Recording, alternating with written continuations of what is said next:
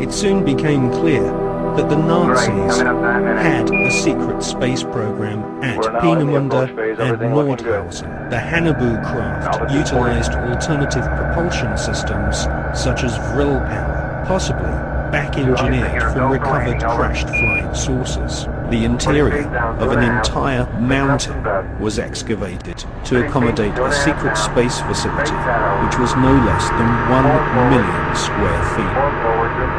It was here, at Nordhausen, in top-secret underground bases, that a huge number of experimental rocket ships and circular flying discs were developed. The prototype V7 craft was powered by engines manufactured by BMW.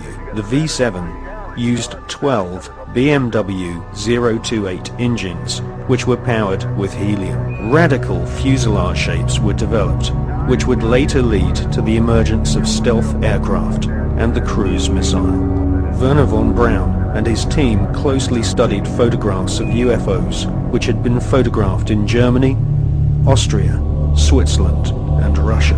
These unidentified flying objects inspired the development of Nazi flying discs. After World War II, the underground base at Nordhausen was rebuilt in the Mojave Desert, a place we now know as Area 51. We have been given patents from leading German manufacturing companies, including Juha, Krupps, and BMW, which prove beyond all reasonable doubt that Hitler considered the Nazi secret space program a top priority, and more than 15 billion Deutschmarks were spent developing craft of all shapes and sizes. Secret memos from SS officers revealed that Wernher von Braun and Hitler both believed that there were alien civilizations in the universe, and it was their intention to not only conquer all nations on planet Earth, but to also colonize the moon.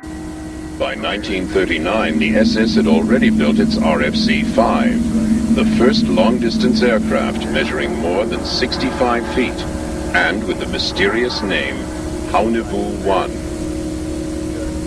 Under tight security, the Haunebu-1 made its maiden flight, in all probability in August of 1939. Documents show that by 1941, the British had already found out about these top-secret SS experiments. My background includes remote sensing technology and the exploration of the UFO phenomena. Over the years, I've had the privilege of being a friend and colleague of the late American Naval Admiral Dolpharney, who was instrumental in bringing many of the German scientists to the United States at the end of World War II.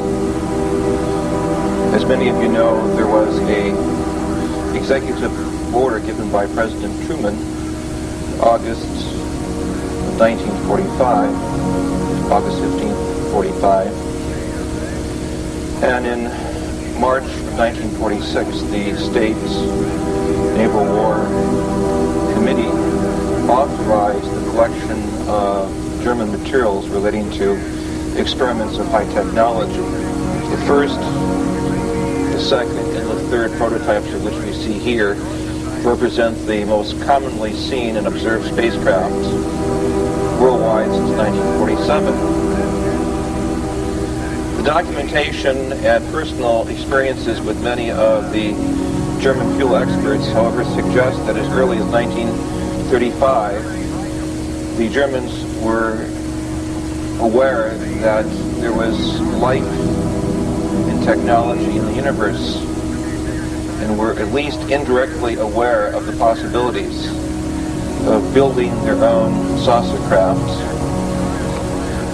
which would make them basically the first to have opened the window to contact with other areas of higher evolutionary intelligence. Yeah, I'll do it. Towards the end of 1942, the department SSE-4 allegedly began work on a new improved version of the Haunebu UFO, the Haunebu-2. This drawing shows the basic layout, including the power plant and fuselage. The exterior shape could vary. The dimensions of the Haunebu-2 varied from craft to craft, from an overall length of between 85 and 100 feet